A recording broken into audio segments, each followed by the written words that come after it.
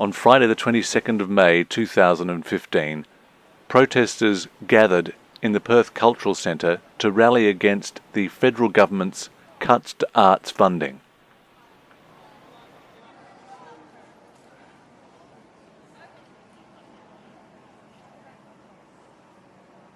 Well, good morning, ladies and gentlemen. Thank you very much for coming down this morning to this very important occasion. My name is Sean Walsh. I'm your MC for this morning. We're going to hear from a few people today, but first of all, I'd like to welcome Kyle Morrison, the Artistic Director of the Yirrayakan Theatre Company, for a acknowledgement of country. Kaya. Wanju, Ngankura. Ngan Kyle Morrison, Ngan Wabin Bridia, Ninja Yirrayakan, Ngan Karajan, Wajak, Kura, Ngan Karajan, Wajak, Moor, Ninja Yay. Hello, welcome. My name's Kyle Morrison, Artistic Director of Yirrayakan Theatre Company, and I acknowledge the elders, past and present, of the Wajak Nation here on the land that we are holding this rally. So, welcome again. Thank you very much. Thanks, Kyle. We're going to hear from some people this morning from different organisations, but first up I'd like to welcome to the microphone Professor Margaret Sears, who is a musician and former chair of the Australia Council. Thank you. What I wanted to talk about this morning, because others will talk much more authoritatively than I about the impact for companies, but I wanted to talk about what could be retrieved out of all of this. Everyone's aware there's not going to be as much money now to go around two organisations, the Department and the Council, especially with the Department having to set up an administrative structure. So there's going to be less money around. What to do about this? And I look back at a proud Liberal Party, Liberal government tradition when Richard Alston was the Arts Minister, and there was a similar problem about not enough money to go around. This was at the outcomes of the Major Performing Arts Inquiry. He did not want to rob Peter to pay Paul. So he went to Cabinet and fought a very hard battle, and I was at the council at the time, and I can say it was a hard battle, and he won, and he came out with $43 million of new money, plus another, ultimately going up to $71 million for the sector. And I'd like to encourage that the government would have another look at this. If there is value in having two programs, and we don't yet know whether that value is there or not, but if there is value, to fight that fight. Now, the budget times are not as good today, but I noticed in last week's budget there were a lot of areas that got new money, and why not the arts? So that's the first thing that I would be thinking of. The second thing, the ministers talked about things like the Australia Council being ironbound and Sydney-centric and not enough people getting funding through the council. Well, there are things that he could do. He could consider reinstating the boards, the old boards of the Australia Council, where the ministers always had a view on who was on the boards and where they came from. And quite frequently we were asked to make sure that there was a good geographical spread, so it wasn't all from Sydney, or it wasn't all classical musicians on the music board, and so on. The minister's lost sight of that now, and maybe that's part of the reason that he is believing the Australia Council, and maybe for good reason, there's a bit more Sydney centricity about it. We don't know that. We know here in the West we're always talking about needing more support from the Australia Council. So I think there are things that should be done. If these programs are going to stay as is, the last thing we want to see is this divide and rule between the different parts of the arts. So we should be encouraging the government to look to some radical alternatives, which include some new structures, some, and most importantly, some new money, and recognising the value of the small to medium sector for the arts ecology in Australia. Thank you. And I'd now like to introduce Kerry Sullivan, who is the Executive Director of Blue Room. Thank you.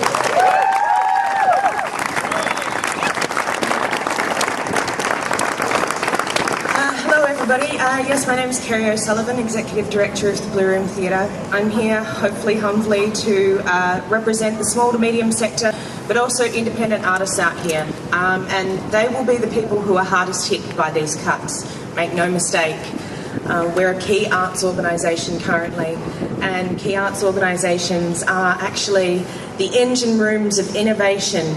We love the fact that the majors have secured funding, but at the same time we want the same safety within our sector, because we're the people who feed the majors with the new artists.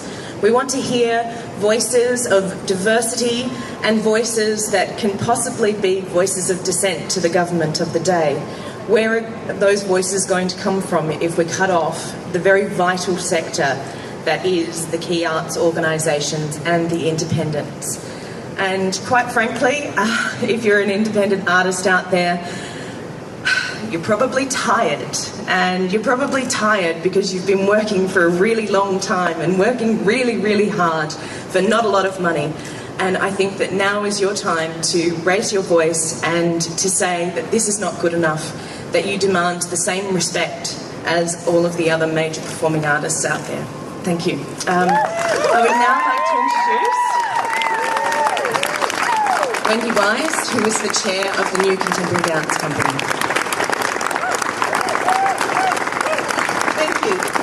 Yes, the Contemporary Dance Company of Western Australia is a brand new initiative.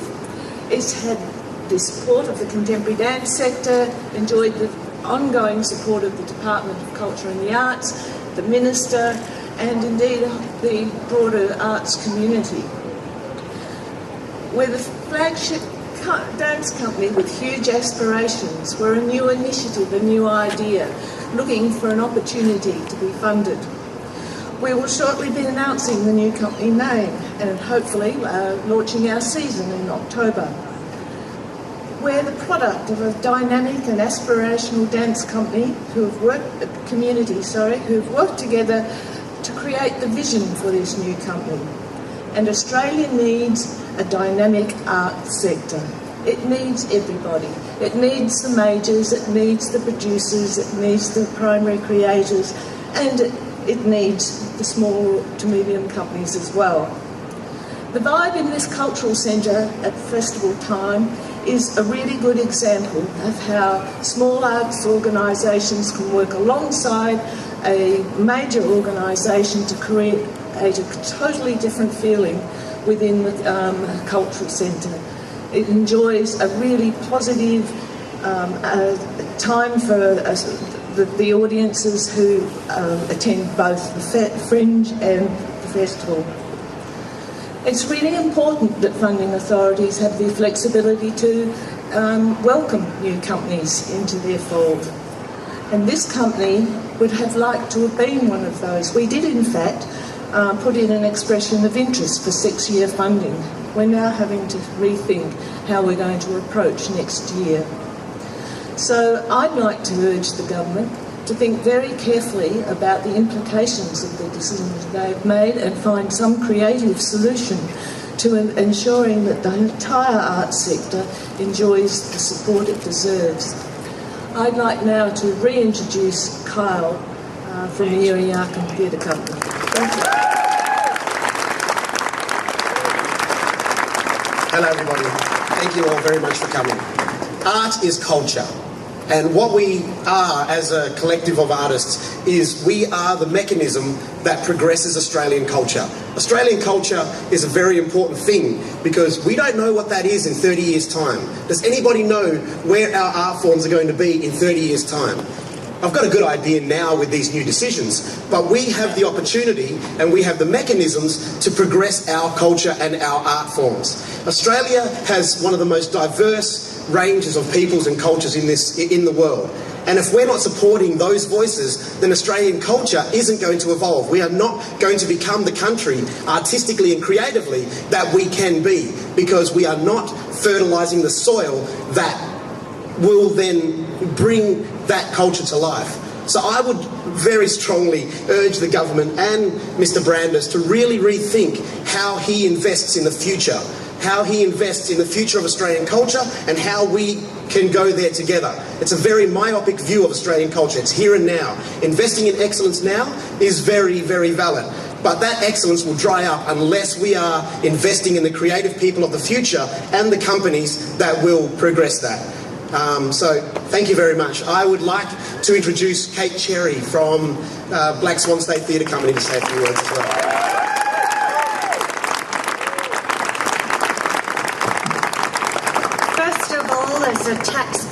I'd like to say I'm sorry to anyone who's upset and worried about how they're going to write yet another grant. So that's Kate Cherry / Ransom. And now, as the Artistic Director of Black Swan State Theatre Company, there are a lot of things that my friends have been texting me over the last few days, lots of facts and figures and numbers, and I've been trying to remember them all, and I finally decided that people like Margaret and Kerry are much cleverer at all of that sort of thing. I'm an artist and I speak from my heart. This morning, my son, Orlando Walter Thomas Ransom, turned 10. Why Walter Thomas? Because Walter was an artist and Thomas was a soldier.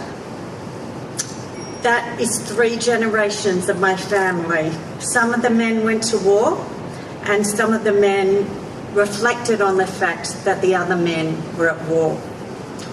Some of the men fought and some of the people made stories about how that shouldn't be happening. So I guess you could say my family has always contained a kind of coalition. And it seems to me that the best ecology always contains everything. We respect the people that are the warriors, that take action. We respect the reflectors. We respect our storytellers. And indeed, I've heard recently of an African tribe that went in first and killed its storyteller, killed other people's storytellers. Because once you kill a tribe's storytellers, you can kill anyone. So I've been reflecting a lot about Western Australia and why I came, and it seems to me that Western Australia represents freedom, diversity. There are a lot of women leading arts organisations that I'm proud to stand beside, and there is a brilliant ecology. Black Swan is a mini major. Let's be honest, we could not survive without the brilliant engine room of the Blue Room. We couldn't survive without the dancers, the theatre makers, the creative people who fuel us with their energy, with their genius. We have writers like Willow Marnie and Jeffrey J. Fowler coming into the company. I know them because of what I saw in the Blue Room. Whitney Richards, a great actress. I know her because of what I saw in the Blue Room. No man is an island, my mother's favourite poem by John Donne. And no company is an island either. So I thank all the members of the sector, many of whom I know live beneath the poverty line in order to meet their creativity, their audience, and their passion as storytellers. I thank each and every one of you.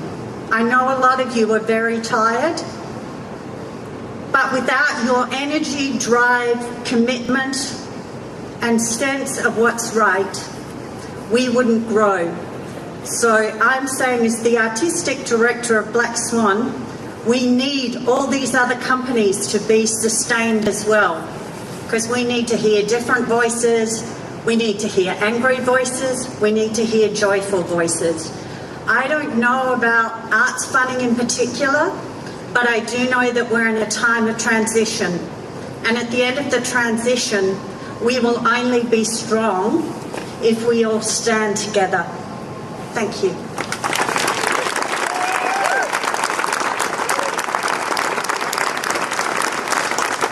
Thank you very much. Please thank once again Margaret Sears, Kerry O'Sullivan, Wendy Wise, Carl Morrison and Kate Cherry. Well, ladies and gentlemen, we'd really like it all if you could all make your way into the middle of the steps here so we can get a photograph of everybody here and show the solidarity to the federal government. So if we could all stand on the steps here, that would be wonderful. Thank you very much.